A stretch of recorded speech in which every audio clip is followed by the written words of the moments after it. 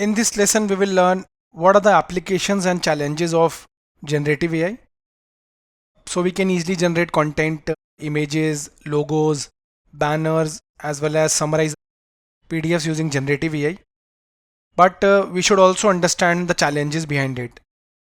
Okay, because this is also a topic to cover since generative AI is used for some unethical purposes also. So let's see.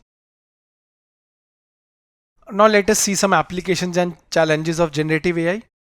We all know that generative AI can be used to create content, proofread it, we can write emails.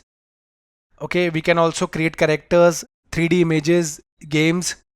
We can create complete landscapes and scenarios. Okay, it can also be used by artists and designers easily. You can also generate logos, banners, social media posts. And what are the challenges? I would like to discuss this more.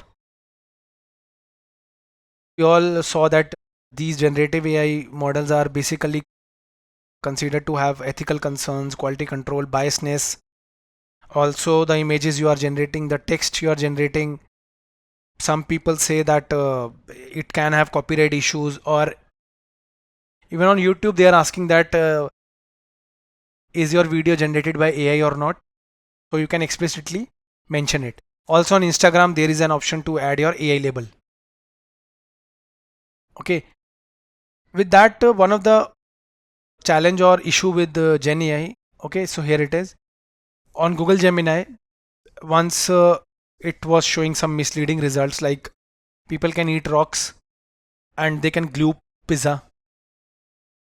Okay, so someone searched and Google AI search revealed the following results. So these are very much scary.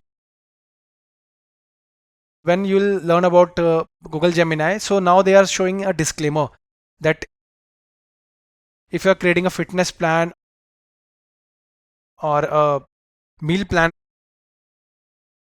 using these AI chatbots, there is a disclaimer that you need to contact a registered dietitian or a fitness expert before following our answers, before following what the prompt result is. Okay, so these things are really important.